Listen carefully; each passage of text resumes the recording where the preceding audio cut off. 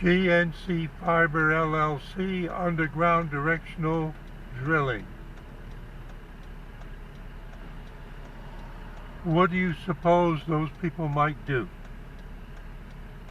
They might work for something like my neighborhood fiber company to get the fiber from the curb to the house.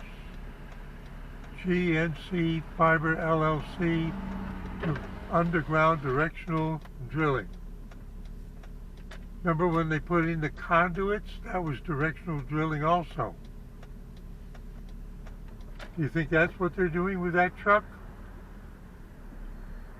Or do you think they're putting in the smaller conduits to get it to the house as a contractor? See, it's just speculation about things that you see.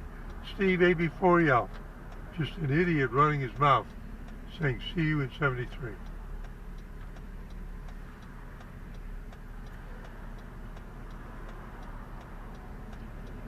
I wonder if I missed a turn.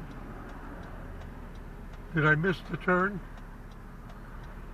Nobody tooted at me. Uh-oh. Somebody's having a convulsion over at the corner. I don't know if you can see it with the camera.